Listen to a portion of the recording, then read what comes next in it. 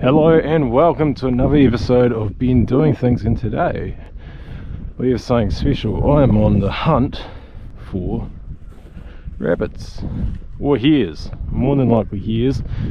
That's what we mainly have out here. So what I'm using today is this Browning A5 made in about 1952 I believe, and I've got some number 6 shot 12 gauge rounds, as well as some number 5 shot 12 gauge rounds. These rounds are obviously lead and not steel shot, as this is a quite old gun. So out of the firearms I've got, why have I chosen this girl here, the Browning A5, which is made in the early 1950s? Well, the reason being why I've chosen this one over my other shotguns is, for some reason, this shotgun fits me better than all the others, maybe excluding my wee 410 that I have. Now, from what I know, when shooting a shotgun, you're not necessarily just aiming with your eye, you're more or less pointing. And for me, it feels easier doing that with this girl, even though it is old, weighs a ton, and it also cannot shoot steel. Now, in New Zealand, you cannot shoot lead shotgun shells within 200 meters of a waterway. So you can shoot game birds and small game animals with lead shotgun shells as long as it is 200 meters away from a waterway. Main downside to this firearm here is that it is so darn heavy.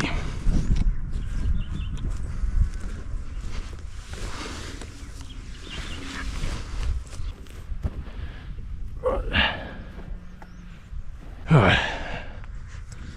In another paddock where there might be hares about, but it's been quite cold here lately, obviously, because we are in the midst of winter. When it's sunny like this, the hares around here tend to love to frolic and play in the middle of the day, and then they tend to, about now when it gets a wee bit warmer, they love to lie down and chill out. So you could walk up 5 meters away to them and then they'll just holler out of here. Someone's cattle need bloody fed, wonder whose they are. So this paddock here is quite ideal in my humble opinion.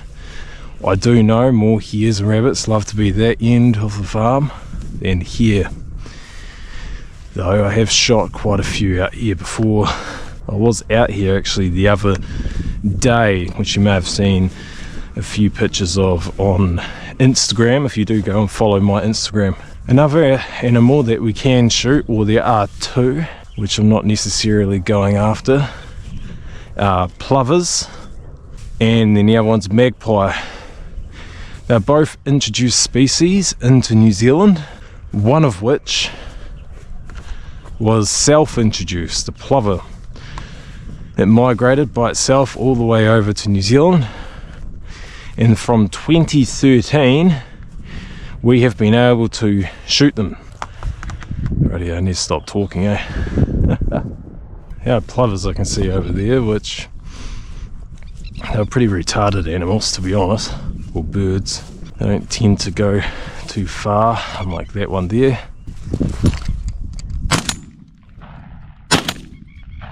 Fuck. Fucking missed. You win some, you lose some. That was embarrassing. Sorry you had to see that.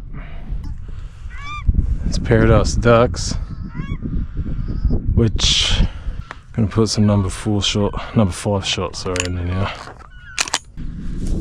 So far we got 1 shot off, sorry, 2 shots off, 0 hit rate. Just after I was skiting about how much I love the A5, it wasn't the gun, it was me. This shows I need more practice behind the trigger. Gonna assume they're at the back of the farm. I'm gonna load in my whole mag for number 5. Give me a wee bit more range. Time for me to actually shut up this time and stop talking to myself or talking to the camera.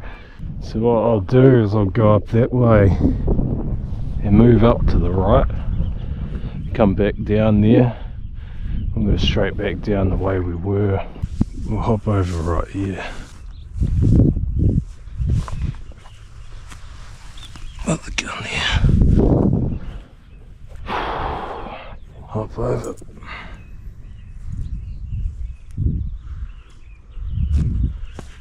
Now we focus, or try to.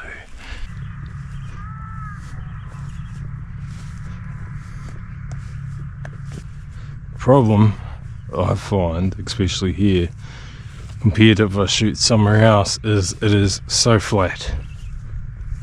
Okay, flat areas like this are good when you're spotlighting, but not good when you're doing daylight shit like this. It's okay, I find, when I'm on the back of a motorbike or I'm on a motorbike and I happen to bring a rifle or a shotgun with me, and then the ears actually quite used to it, well, the sound of the bike, and all they do is they perk up in the air 20 meters away and you shoot it. But that is pest control, that is not hunting. It's fun still, and it's nice to get a feed that easy, but you gotta look at it as just pest control. My goal was to harvest a hare or to eradicate a pest such as a magpie or a plover. I achieved neither of those, sadly, but I did learn a bit. Number 1 is lugging this around for over an hour is a pain in the ass. It is heavy. Yes, I'm more accurate, I think, with this firearm, even though I missed 2 shots earlier, one of which I shouldn't have taken. It was too bloody far, but we all have dreams. But my arm is tired. So why have I got this old girl? In case you haven't seen my video from 7 or so months back, from around the time I got it, well, my first ever semi-automatic shotgun was the Browning A5, not this one. It was one that didn't have an original barrel on it, and it was a cheapie. I had good memories with it, but me being young and possibly stupid, I sold the old girl. And since then I've missed having it, and I also wanted a firearm to sort of do up. And when I purchased this firearm, it was covered in rust. The action barely worked as well. So I had to unseize it and pretty much do it up. The bluing that is on it at the moment is obviously not original, and it's not proper bluing. It's that cold bluing stuff that doesn't protect it from anything. Every time I use this old girl, just before I put it back in the safe, I rub beeswax on it. A lot of you are probably thinking, why the hell are you putting beeswax on your firearms? For long-term storage of firearms that I do not use so often, like my military surplus firearms, my Lee Enfield No. 1 Mark III, Mosin Nagant, one of the firearms I actually sort of restored, my William Cashmore side by side, made in the 1870s. Those ones are covered in beeswax, and that's for long-term storage. There's been no rust from it. It is just pure beeswax, nothing rust. I had problems with using some other gun oils. I won't name the brands. Some of them quite popular, and they turned to rust, or had little spots of rust later on. So now I use silicone packs, and I've also got a tiny miniature dehumidifier in there, as well as putting on my firearms that I don't use a lot, covered in beeswax. So I want to say thank you all for watching. I am Ben, obviously, and this is Ben Doing Things. I am sorry that I did not harvest any game today, and I'll be embarrassed about missing those 2 shots, and it's now on the internet for everyone to see.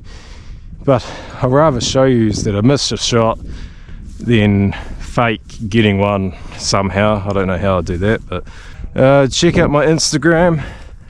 The link will be down in the description below.